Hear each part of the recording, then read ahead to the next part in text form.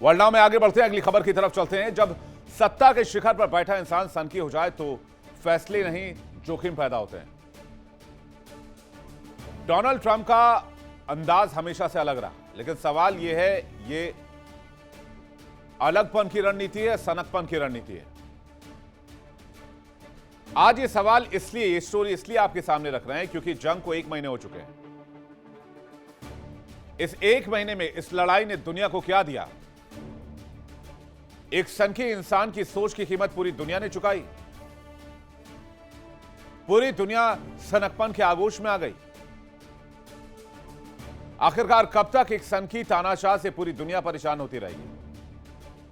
Trump ने दुनिया को उस मोड़ पर लाकर खड़ा कर दिया जहां से शांति की कल्पना नहीं की जा सकती, जहां इस विश्व में हर व्यक्ति पीड़ित है सिर्फ एक व्यक्ति के सनकी फैसले की वजह से। डोनाल्ड ट्रंप वैसे खुद को तो शांति दूत कहते हैं, लेकिन इस शांति दूत ने दुनिया भर की शांति में आग लगा दी है। डोनाल्ड ट्रंप शांति के नाम पर नोबेल मांगते हैं, लेकिन पिछले 15 महीनों में डोनाल्ड ट्रंप ने जो कुछ किया है उसे उन्हें शांति का नोबेल पुरस्कार तो बिल्कुल भी नहीं मिलना चाहिए।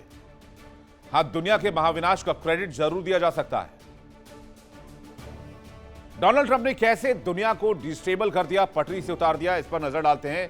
पिछले 1 महीने के अंदर कूटनीति में सनकी रणनीति का उपयोग, दूसरे देश को डराने के लिए अप्रत्याशित व्यवहार, अपनी मांग मनवाने के लिए मजबूर करना, प्रेशर बनाना, बेतहाशा असंतुलित बयानबाजी, अहंकार, अव्यवस्थित व्यवहार, आत्मविरोधाभासी बातें, मानसिक अस्थिरता, अविश्वसनीय कूटनीति। ट्रंप की विदेश नीति में जो रवैया दिखा वो अनिश्चित है। अमेरिका फर्स्ट के नाम पर दुनिया भर को डिस्ट्रक्ट करने का काम किया, दुनिया भर में अस्थिरता पैदा करने का काम किया। पिछले 15 महीनों में कई विवादित फैसले लिए, कई देशों के प्रति आक्रामक नीति अपनाई, बेतहाशा टैरिफ थोपे और आखिरकार में जाकर ईरान पर हमला कर दिया। दुनिया किम जोंग उन को तानाशाह कहती है, तो फिर डोनाल्ड ट्रंप को क्या कहा जाना चाहिए? यह फैसला मैं आप पर छोड़ता हूं। ट्रंप ने जो किया उससे पूरी दुनिया का हर व्यक्ति आफत में है। आप भी हैं, मैं भी हूं। पूरी दुनिया महंगाई, ईंधन, एनर्जी क्राइसिस से जूझ रही है। एक एक आदमी का जीना दूभर हो गया है। ट्रंप की वजह से मिडिल ईस्ट जल रहा है। खामियाजा सिर्फ ईरान नहीं, सिर्फ मिडिल ईस्ट नहीं, पूरी दुनिया भुगत रही है। लोग महंगाई की मार से परेशान हैं और अब तो डोनाल्ड ट्रंप का जबरदस्त विरोध होने लगा है। विरोध की आवाज अमेरिका से उठी है और यूरोप, ऑस्ट्रेलिया, इजराइल तक पहुंच गई है। कई देशों में बेतहाशा महंगाई बढ़ चुकी है। लोगों के सामने अपने पेट को पालने और रोज की जिंदगी को जीने के लिए जो पैसे होने चाहिए वो भी खत्म हो रहे हैं। और दूसरी जगह को छोड़ दीजिए, मिडिल ईस्ट की जंग की वजह से अमेरिका में जो ऊर्जा की कीमतों में उछाल देखी जा रही है उसे आम लोग बौखला गए हैं, परेशान हो गए हैं। हॉर्मुज़ स्ट्रेट के लगभग बंद हो जाने की वजह से वैश्विक तेल सप्लाई ठप हो गई है, जिससे क्रूड ऑयल की कीमत $67 पर बैरल से बढ़कर $120 पर बैरल तक पहुंच गई है। चलिए शुरुआत करते हैं अमेरिका से। आइए देखते हैं, लगेगी आग तो आएंगे सभी के मकान सदमे, यहां पर सिर्फ हमारा मकान थोड़ी है। यह लाइन ईरान की तरफ से कही जा रही है। अमेरिका से शुरुआत कीजिए। हमला ईरान पर हुआ, ईरान के एनर्जी सेक्टर पर हुआ, ईरान के गैस और ऑयल रिफाइनरी पर हुआ। लेकिन अमेरिका में क्या हुआ? युद्ध शुरू होने से पहले ऑस्टन, जो वहां पर पेट्रोल डीजल की कीमतें थी, वो 2.98 से $3 पर गैलन थी। अब लगभग $4 पर गैलन तक पहुंच चुका है। अमेरिकी परिवारों पर रोजाना $300 मिलियन का अतिरिक्त बोझ बढ़ा है। डीजल की कीमतों में बढ़ोतरी से हर चीज महंगी होती है, यह आपको पता है, क्योंकि ट्रांसपोर्टेशन महंगा हुआ तो इसका इंपैक्ट डायरेक्ट कंज्यूमर्स पर आता है, प्रोडक्ट्स पर आता है। तेल महंगा होने से ट्रांसपोर्ट, सप्लाई चेन, सब पे खर्च बढ़ता है। हर रोज इस्तेमाल की जाने वाली चीजें सब महंगी हो जाती हैं, सुई से लेकर हवाई जहाज के टिकट तक। हवाई यात्रा में जेट फ्यूल की कीमतें 85% तक बढ़ गई हैं। एयरलाइंस का ऑपरेटिंग कॉस्ट बढ़ गया है। इस बेवजह की युद्ध की वजह से टिकट्स महंगे हो गए हैं। बिजली महंगी होगी, नेचुरल गैस एनर्जी कॉस्ट बढ़ रहा है, ट्रांसपोर्ट शिपिंग सामान की ढुलाई महंगी हो गई है, कंज्यूमर सेंटिमेंट गिरावट आई है, लोग खर्च कम कर रहे हैं, स्टॉक मार्केट में बहुत उतार चढ़ाव है, लोगों के सेविंग्स पर इंपैक्ट होने लगा है। और ये सब क्यों हुआ? क्योंकि हुर्मुज से दुनिया का 20% ऑयल और गैस गुजरता है।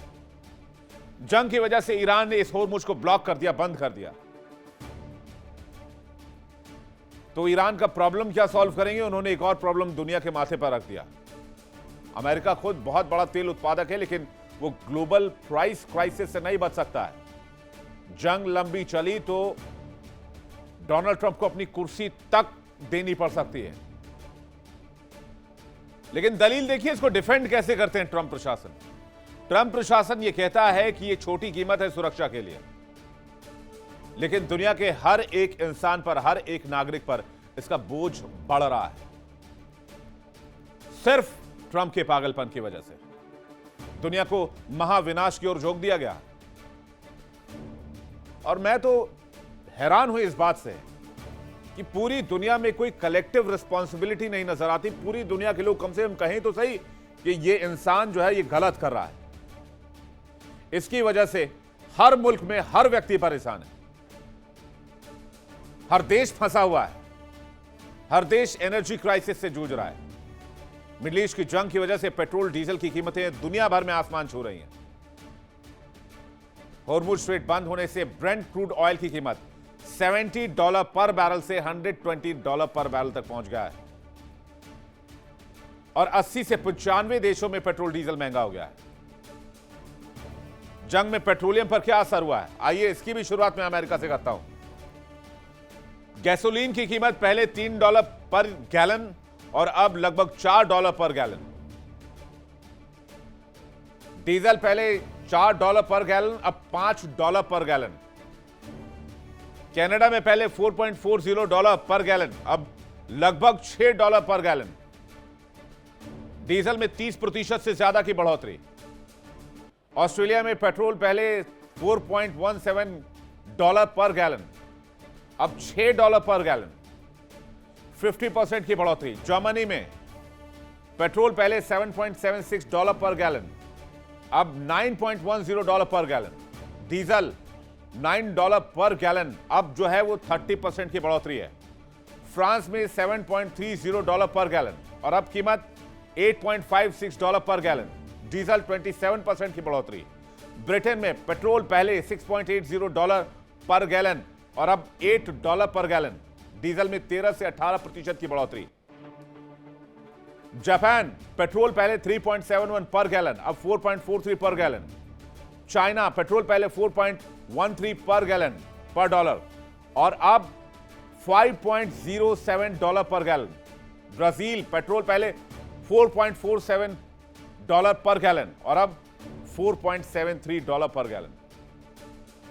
न्यूजीलैंड के वित्त मंत्री ने बड़ी चेतावनी दे दी।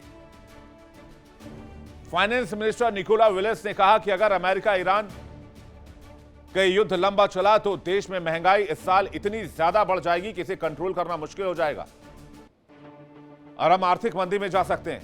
दुनिया के कई देशों की यही स्थिति होगी। जानकारों का मानना है कि इस साल महंगाई काफी ज्यादा बढ़ेगी और लोगों पर भी इसकी मार पड़ेगी। और ये किसकी वजह से? सिर्फ एक व्यक्ति की वजह से, जिन्होंने अज्यूम किया कि ईरान के पास परमाणु हथियार हो सकता है, वो हम पर हमला कर सकता है, ईरान परमाणु बम बना सकता है। अबे पाकिस्तान के पास परमाणु बम है। अमेरिका ने माना है कि पाकिस्तान का परमाणु बम सबसे ज्यादा खतरा है इंसानियत के लिए, दुनिया के लिए। उसका कुछ नहीं। अपने एजेंडे को परमाणु बम का नाम देकर डोनाल्ड ट्रंप ने ईरान पर अटैक किया, जबकि एनसीटीसी के पूर्व चीफ जो केंट ने साफ तौर पर कहा था ईरान से हमें अभी इस वक्त कोई डायरेक्ट थ्रेट नहीं था, यानी अमेरिका को कोई खतरा नहीं था। लेकिन फिर भी इजराइल के कहने पर अमेरिका ने ईरान पर हमला किया और आज की तारीख में पूरी दुनिया की स्थिति आप देख लीजिए। मिडिल ईस्ट की जंग में ईरान के साथ अमेरिका इजराइल संघर्ष में कई सेक्टर पूरी तरीके से बर्बाद हुए हैं। मुख्य वजह है एनर्जी क्राइसिस। तेल गैस सुविधाओं पर हमले हो रहे हैं, शिपिंग डिस्ट्रप्शन है, हवाई क्षेत्र बंद हैं और ये हमले अब एनर्जी सेक्टर पर कर रहे हैं। गैस रिफाइनरी प्लांट पर कर रहे हैं, ऑयल रिफाइनरी प्लांट पर कर रहे हैं। कौन कौन से सेक्टर बर्बादी की कगार पर जा रहे हैं वो भी आप देख लीजिए। सबसे ज्यादा नुकसान मिडिल ईस्ट में अगर किसी चीज को हुआ है तो ऑयल और गैस सेक्टर पर हुआ है। कतर के तो एलएनजी प्रोडक्शन की जो कैपेसिटी है उसको 17% बर्बाद कर दिया गया है और उसको रिकवर करने में अभी 5 साल का वक्त लगेगा जब वो 100% कैपेसिटी पर दोबारा काम करेंगे। होर्मुज बंद होने की वजह से एलएनजी गैस तेल की सप्लाई बंद है। होर्मुज बंद होने की वजह से 10 से 20 million barrel oil per day प्रभावित है। खार्क द्वीप पर अगर अमेरिका अटैक करता है तो यहां से और ज्यादा प्रॉब्लम शुरू होंगी। एलएनजी सप्लायर ने प्रोडक्शन रोक दिया है। गल्फ देशों में तेल प्रोडक्शन 6 से 10 मिलियन बैरल पर डे घट गया है। ईरान की स्टील और एल्यूमिनियम फैक्ट्रियां भी क्षतिग्रस्त हुई हैं। नतीजा हुई तेल की कीमतें $70 से $80 से $120 पर बैरल तक पहुंच गई है। होर्मुज में हजारों जहाज फंसे हुए हैं। टैंकर ट्रैफिक 90% तक गिर गया है। शिपिंग इंश्योरेंस के पैसे बढ़ गए हैं। आसमान छू रही कीमतें। एशिया यूरोप यूट पर जो फ्रेट कॉस्ट है वो 45 से 94% तक हाइक चली गई है। कंटेनर शिप्स और कार्गो ट्रांसपोर्ट बुरी तरीके से प्रभावित हुए हैं। एविएशन एयरलाइंस पर बहुत गंदा इंपैक्ट हुआ है। गल्फ एयरलाइंस लगभग बंद है। दुबई, आबू धाबी, कुवैत में हमले हो रहे हैं। हमले की वजह से 4000 से ज्यादा फ्लाइट्स कैंसिल हैं। जेट फ्यूल की कीमतें 85% तक बढ़ गई हैं। ग्लोबल कनेक्टिविटी प्रभावित है। टूरिज्म, बिजनेस ट्रैवल को तो छोड़ ही दीजिए, हॉस्पिटैलिटी सेक्टर का भी वही हाल है। दुबई, आबू धाबी, कतर जैसे हब में टूरिस्ट गायब हो गए हैं। Hotel, retail, property market down है। आप सोचिए इन जगहों पर जो लोग काम करते होंगे, जो लोग सर्विस करते होंगे, उनकी सैलरी कहां से आएगी, उनका घर कैसे चलेगा। गल्फ देशों में टूरिज्म रेवेन्यू से भारी नुकसान है। लोग यहां जाने से बच रहे हैं। एग्रीकल्चर और फर्टिलाइजर यानी कि किसानों पर बहुत बड़ा इंपैक्ट हुआ है। मिडिल ईस्ट दुनिया का 30% फर्टिलाइजर सप्लाई करता है और प्रोडक्शन करता है। मिडिल ईस्ट में जंग की वजह से फर्टिलाइजर एक्सपोर्ट लगभग रुका हुआ है। एशिया और अफ्रीका में फूड प्रोडक्शन कॉस्ट बढ़ जाएगी। गल्फ देशों में फूड इंपोर्ट 70% से ज्यादा प्रभावित है। ये वो मामले हैं जो लोगों को डायरेक्ट हिट कर रहे हैं। यानी बीते 1 महीने में सिर्फ और सिर्फ बर्बादी की कहानी लिखी गई है। किसी को कुछ नहीं मिला है। और आपको अभी भी लगता है किम जोंग उन तानाशाह है? मैं तो इस लाइन में विश्वास नहीं करता। किम जोंग उन ने कभी दुनिया की कोई बुराई नहीं की, कभी किसी देश पर हमला नहीं किया, कभी किसी को कोई नुकसान नहीं पहुंचाया। नॉर्थ कोरिया अपने वजूद के लिए, अपने अस्तित्व के लिए हथियार बनाकर रख रहा है। वो वेपन ऑफ डेटरेंस बना रहा है ताकि उस पर कोई हमला ना करे। कौन है असली तानाशाह जिसकी वजह से पूरा विश्व प्रभावित हुआ है? जवाब आपको पता है। बीते 1 महीने में किसी के हाथ कुछ नहीं आया। हर किसी के दामन में अगर कुछ आया तो वो है बर्बादी। खामेनेई की मौत हुई। तेहरान के अंदर टॉप लीडरशिप को साफ कर दिया गया। क्या मिला अमेरिका को? क्या मिला दुनिया को? तबाही, बर्बादी, बेशुमार महंगाई, बिजली, तेल, गैस की किल्लत, खाड़ी देशों में जबरदस्त नुकसान, होर्मुज का बंद होना। और डोनाल्ड ट्रंप कहते हैं कि आज भी हमारा सपना अधूरा है।